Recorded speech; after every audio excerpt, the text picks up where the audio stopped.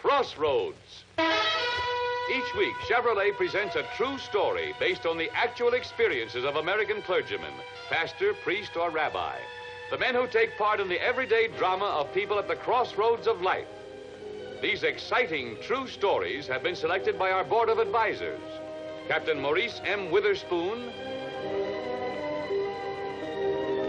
Father George B. Ford, and Dr. William F. Rosenblum.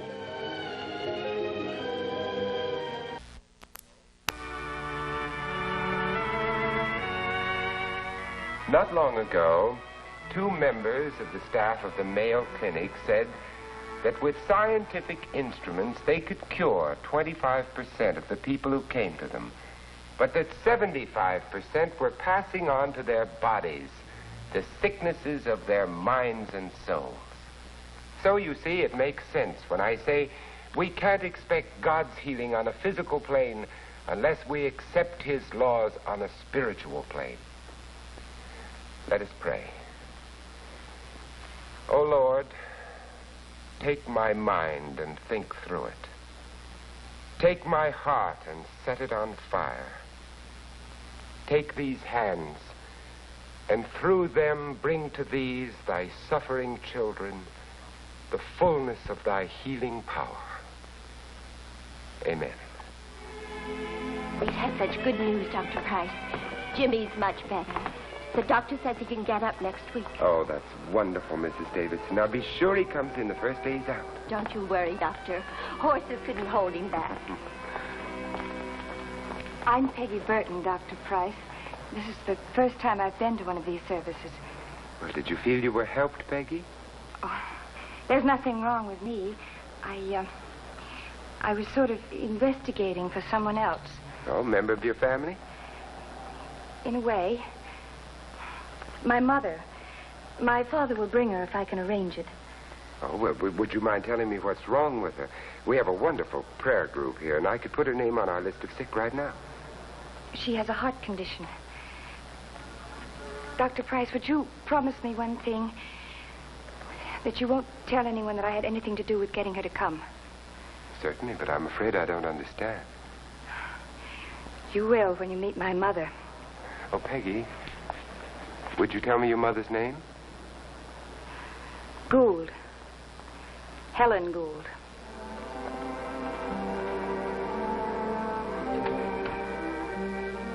Mrs. Gould. Oh, it was good of you to give us this early morning appointment, Dr. Price. Not at all. I had to come in early anyway to catch up on some letters.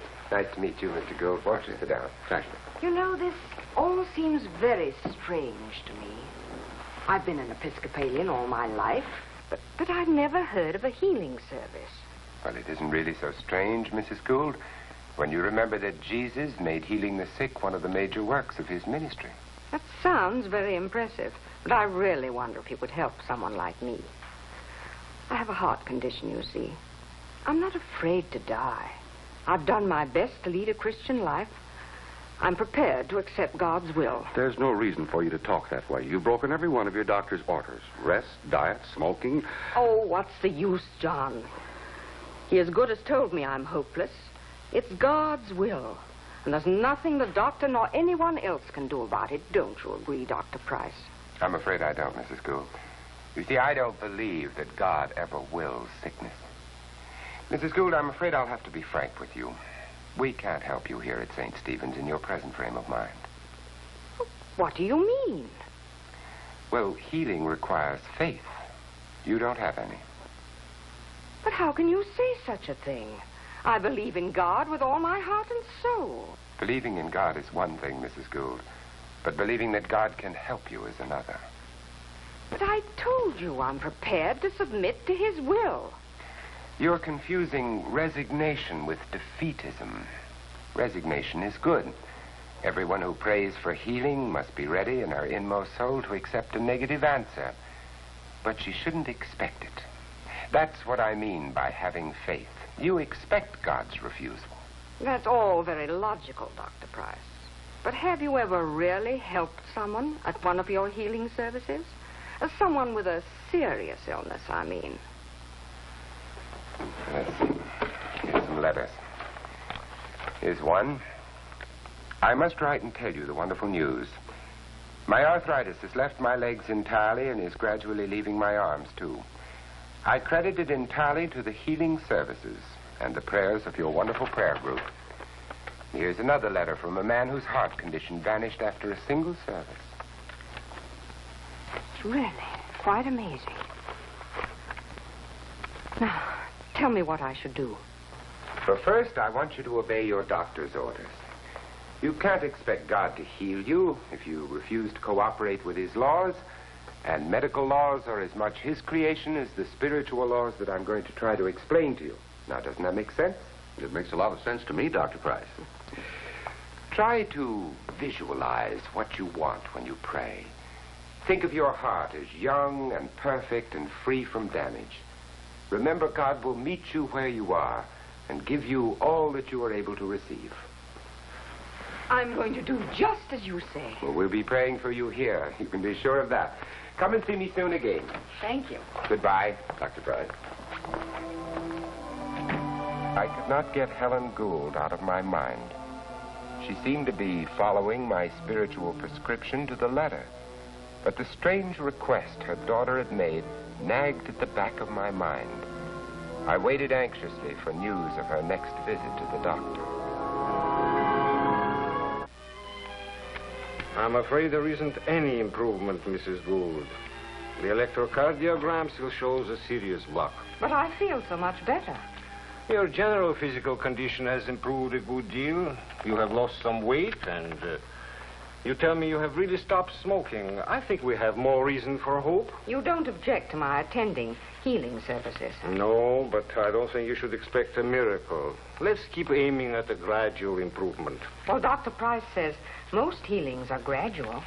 Making you obey my orders is the most important thing Dr. Price has done so far. Very well. I'll keep trying for gradual improvement. But I'll still keep praying for a miracle. Mrs. Gould, I think it's time you and I had an honest talk as to why you haven't received healing. What do you mean? Do you have any children? One. A daughter. Has there been trouble between you two? No trouble. I simply haven't seen her for some time. Why not? Well, she's married. She has her own life to live.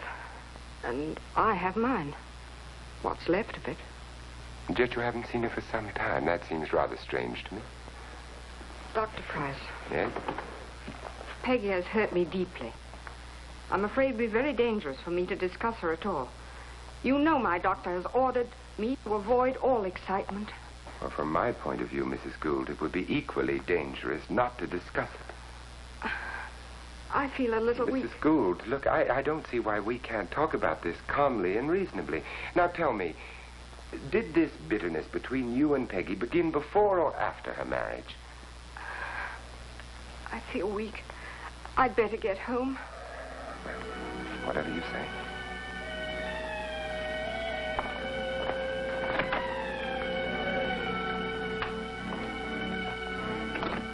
Yes, I understand, Dr. Price. Well, actually, the background is quite simple. My mother's had her own way all her life with everybody. And then when I met Don and showed her I had a mind of my own, well, the sparks started to fly. She didn't approve of your marriage to Don. That's putting it mildly. Well, can you tell me why?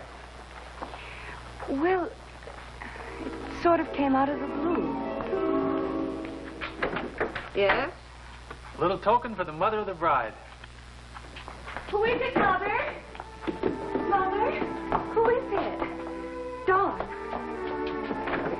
Don. Don't you dare set foot in this house. Earl, what's going on here to disturb this nice, peaceful Saturday morning? I'm sorry, sir. Your wife seems to think I'm not fit to come into your home. You're trying to take our daughter away from us, and I won't let you. I think Peggy's old enough to decide for herself. Now, Helen, no need to insult the boy. We've been talking this over with Peggy. Frankly, Don, we feel you're letting this trip to Europe rush you into marriage without any financial resources as far as we can see. Well, frankly, Mr. Gould, I don't think that's any of your business. Peggy and I are not adolescents. We're prepared to take a few risks. Well, you see what I mean, John? He's trying to turn her against us. Oh, Mother, don't be ridiculous. I'm old enough to know what I want to do with my life. And what are you going to do with your life? Throw it away on this? Yes. Yes, I am. Don, will you wait in the car? I just want to pack a few things.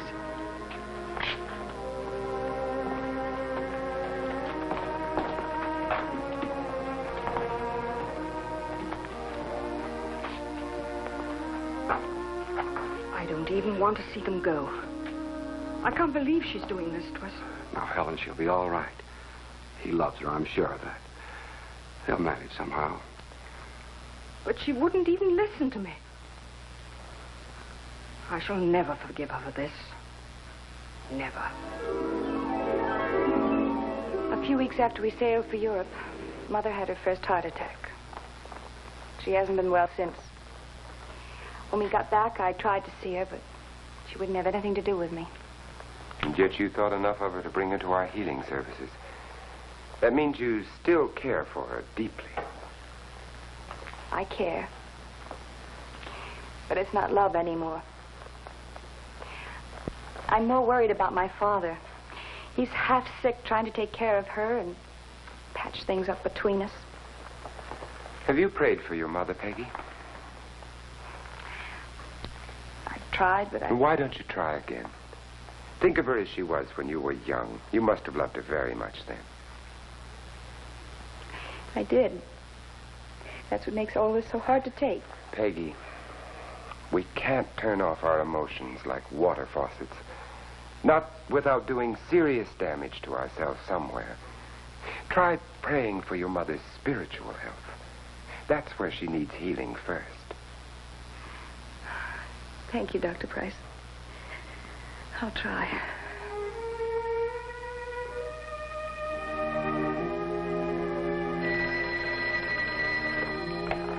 Hello?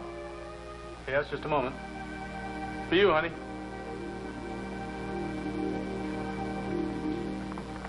Hello? Peggy, this is Alfred Price. If I got your mother to agree to a reconciliation, would you cooperate? What exactly do you mean by reconciliation? Oh, yes, I think I can do that, Dr. Price. But it would all depend on how Mother acted afterwards. All right, Doctor. Yes, goodbye. So what's up? Dr. Price wants me to meet Mother in his office. Talk things over. You know, forgive and forget. You agreed, huh? Don, she's my mother. And I don't like the thought of bringing a baby into a family where people hate each other.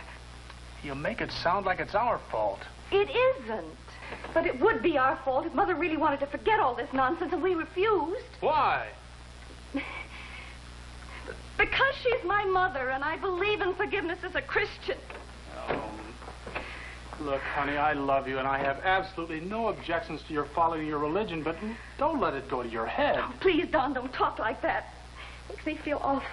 Any apology from your mother would be just part of a shrewd maneuver to get you back under her thumb. She wouldn't be the first person to use phony Christian philosophy. Please, Don, please, stop talking like that.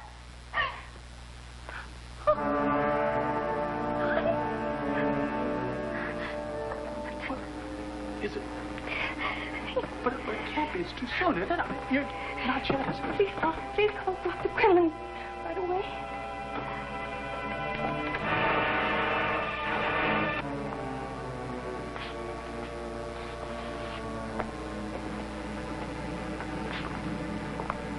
Mr. Burton? Doctor. Oh, it's over. 5-pound baby boy. Congratulations. And everyone's in perfect health? Oh, the boy is fine, but Peggy could be better. Well, I don't understand. She's had an awfully rough time. She's not the strongest girl in the world, you know. You mean she's in danger? Well, all depends upon how she reacts to the transfusion she's getting. Mrs. Burton is outside, Doctor. Bring her right in. Hello, honey. How do you feel? Tired. Did you see the baby? No. Hombre is in doesn't look like his father at all. Don, would you call Dr. Price and ask him to come down? You'll be all right, honey. You'll be all right. I know. But call him and ask him if he possibly can to bring my mother with him. All right, Mr. Burton, we must get her in bed now.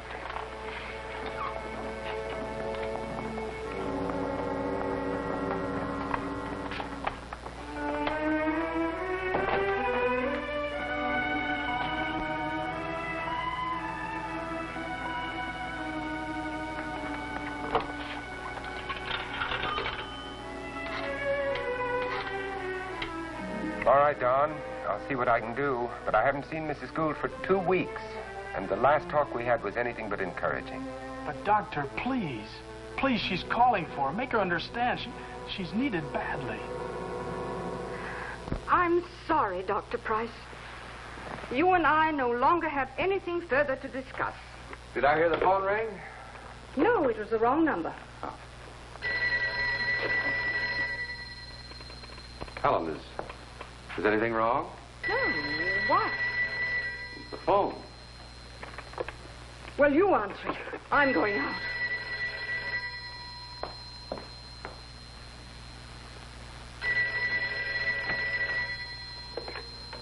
Hello? Oh, yes. How have you been, Dr. Price? Helen? No, she just went out.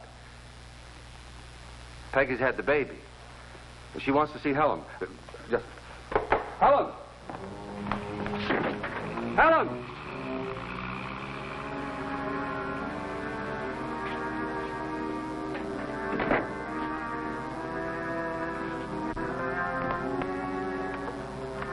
She's gone. No, I don't know where. Certainly you can come out. I'll be doing my best to locate her. Mother?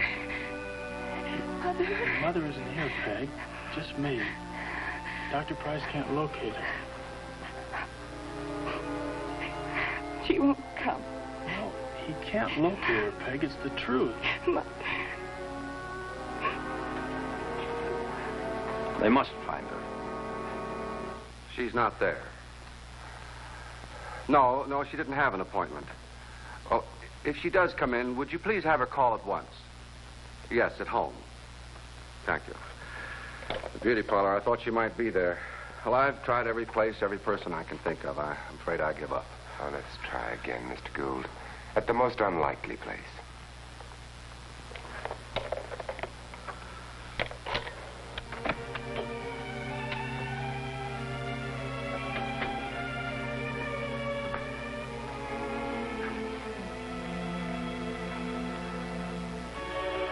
How's she doing, Doctor? The next 2 hours will tell the story. But she still has a chance. If she fights. She will, Doctor.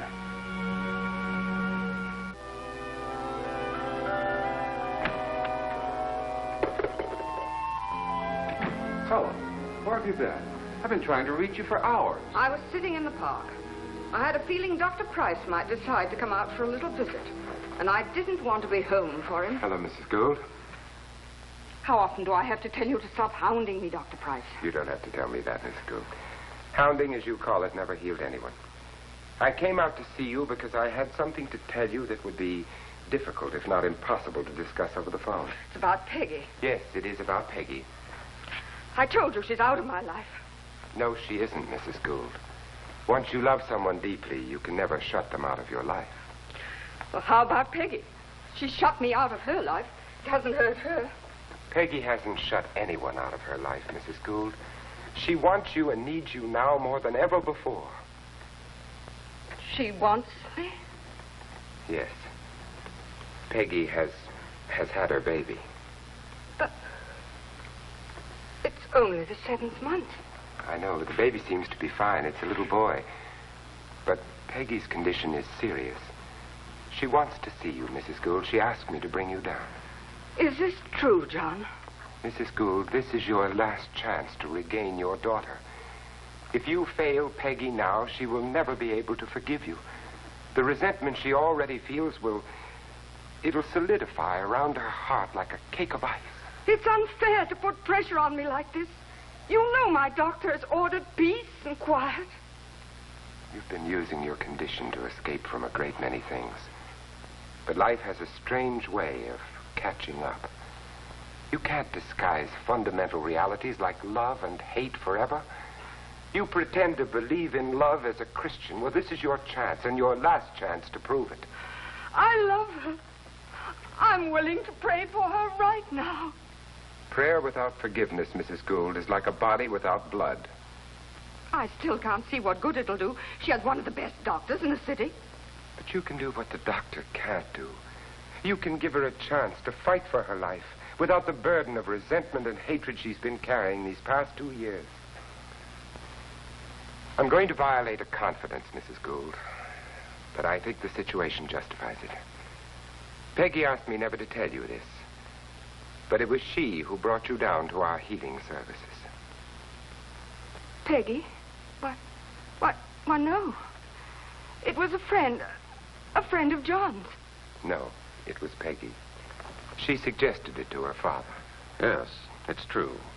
If there was ever a time to stop this vicious nonsense that's been tearing our lives apart for the last 2 years, it's now. I want you to go down to that hospital with Dr. Price. Oh, honey, I'm right here. Mother, why did this have to happen? I love Tom so much. But I love you too. Doctor, I'm Alfred Price, Peggy's pastor. This is her mother, Mrs. Gould. We would like your permission to go in and see her. Oh, I'm sorry you'll have to wait. Peggy's getting another transfusion right now. Oh, Don, I came as fast as I could. Mrs. Gould came too. Hello. I didn't know he was going to be here. I don't think I'll be able to go through with it now.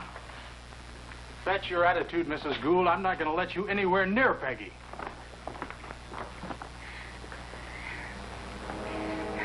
Before either of you say another word, I want you to come over here. Mother. Mother. Mother. Please listen to me. Please try to understand. I love him. I do. Everything would be all right if you just understand that. Dr. Price. Is that really you? Yes, Peggy. And I've brought along 2 friends.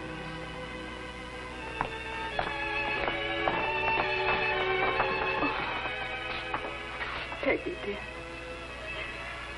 I came down with Dr. Price to pray for you, if you'll let me. Oh, Mother. I'm here too, Peggy.